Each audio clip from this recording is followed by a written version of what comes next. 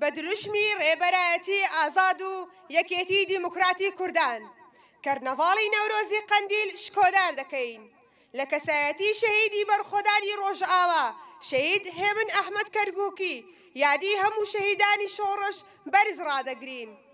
ئەم نەورۆزە بە یادی شەهید ئەحمەد پێشکەش بە ڕۆحی هەموو شەهیدانی کورد و کوردستان دەکەین. کوردستانیانی ژیان دۆست و ئازادی خوازی گەلی وڵات پارێزی هێژە لە سەرزەمینی زاگرۆسی بەفر و ئاگرەوە لە قەندیلی قەڵای بەرخۆدان و بنیاتنانی ژیانی ئازادیەوە جەژنی نەورۆزی 2726 کوردی لە تەواوی گەلانی ئازادی خواز و گەلی کورد پیرۆز دەکەین.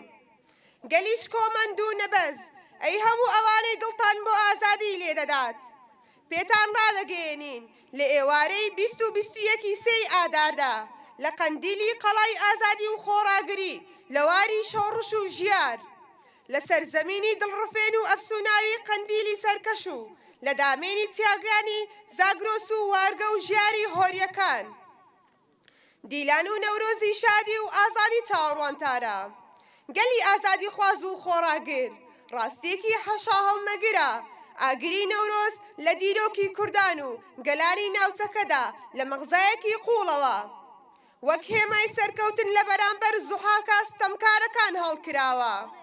ئەو ساتە مێژوویە بۆتەوە چەرخانێکی مەزن لە ژیانی گەلانی ناوچەکەدا.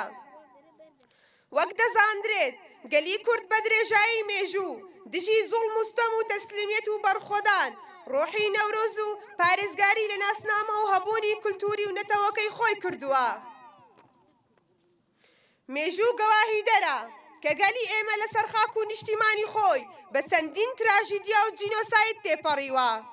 سەرەڕای ئەوە لە ئێستادا کورد لە هەر کاتێکدا بەهێزتر و پابەند بە خاک و ناسنامە و کولتور و مێژووی خۆیەتی.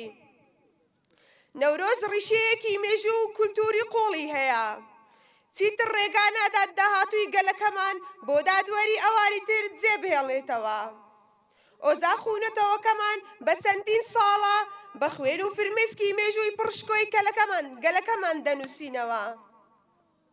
لە ئێستاشدا نەورۆز بۆتە بەهێزترین هەنگاوی مێژووی و هەنووکەی بۆ پرۆسەی ئاشتی و کۆمەڵگەیەکی دیموکراتیک. بۆ ژیاندنی ئەم نەریتە مێژوویە کاوەی سەردەم و مەزلوم دۆغان وەک نوێنەری ئەم ڕۆحە هاوچەرخە بە دروشمی بەرخۆدان ژیانە ئیرادەی کوردی گەیاندا بەرزترین ئاست و بەم بۆنەیەوە لە باڵاترین ئاستدا شکۆداری کرد. بۆیە کەرنەڤاڵی نەورۆز لە قەندیلی وارگە و لانکەی بەرخۆدان لەو سات و کاتە هەستیار و مێژوویەدا پەیامێکی وادادار بۆ دۆست و نەیارانی گەلی کورد کە ئیدی سەردەمی نکۆڵی و بندەستی کۆتایی هاتووە سەردەمی ئازادی و بنیاتنانی ئاشتی و کۆمەڵگەیەکی دیموکراتیە. ئەوە چەرخانە مەزنەی بەسەر دیاردی کوردە هاتووە. کورد لە هەبوونێکی دیفاکتۆیەوە خستۆتە سەرڕێی ئازادی. ئیدی کاروانی ڕاستەقینی ئازادی و ئاشتی کۆمەڵگەیەکی دیموکراتی بە گورتر دەست پێ دەکات. بۆیە ئەم نەورۆزە وە چەرخانێکی مەزنە بۆ تێکۆشانی ئازادی و چارەسەری پرسی کورد لە هەر چوار بەشی کوردستان بە شێوازێکی ئاشتیانە. گومانی تێدا نییە بەشداری گەلەکەمان لە هەموو بەشەکانی کوردستان لە ئاهەنگی نەورۆزی قەندیل واتادانە بە گیانی یەکبوون و یەکنەتەوەی پێکەوە ژیانی گەلان. لێرەشەوە دەبینین ئەوە بزانین کە نەورۆز تەنها بۆنەیەکی کولتوری و شادی نییە بەڵکو هەڵوێستێکی نەتەوەی سیاسێک کە نوێنەرانی نەرێنیەکانی مێژووی زۆر کۆن دەکات. بە تایبەتی قەندیل ئەوەندەی تر هەیبەت دەدات بەم نەورۆزە چونکە ئەرنیگاری قەندیل وەک ڕابردوو تەنها ناوەندێکی جیۆسەربازی و لایەنکەی ژیاندنی بزوتنەوە کوردیەکان نییە بەڵکو لە ئێستادا پێدەی قەندیل هەڵکشاوە بۆ نوێنەرایەتی ناوەندێکی جیۆپۆلۆتیک و جیۆکولتوری زۆر گرنگ.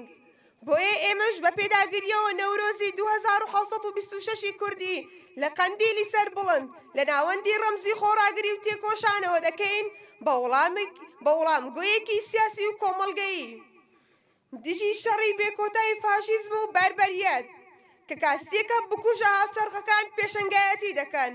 لەسەر ئەم بنەمایە بانگەواز لە تەواوی جوواکە ڕەنگین و ئاشتیخوازەکەمان دەکەین بە تەواوی پێکهاتە سیاسی و ئیتنی و ئاینی و ئاینزانەکان لە هەموو بەشەکانی کوردستان بەشداری ئاهەنگی نەورۆزی قەندیل بن و شکۆدار و ڕەنگینی بکەن. با لەم نەورۆزەدا هۆشیاری نەتەوەیی و یەکێتی نەتەوەیی پیشانی هەموو زیهان بدەین.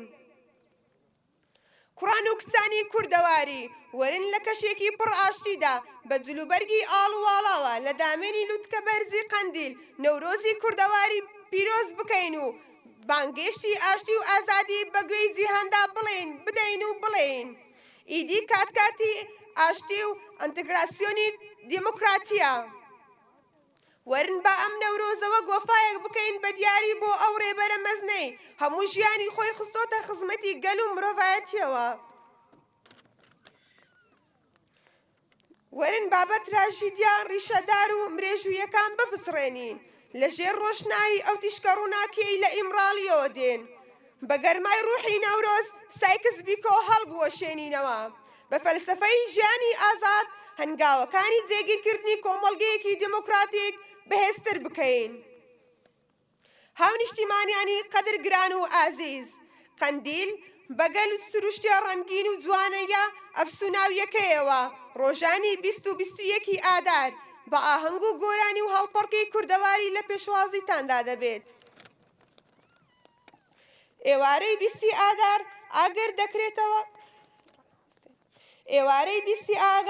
ئاگر دەکرێتەوە و شەوە ئاهەنگ بەڕێوە دەچێت. جگەل لە ڕێڕۆشتنی بە مەشخەڵ بۆ سەر چیا و داگیرساندنی مۆم لەسەر گوڵکۆی شەهیدان.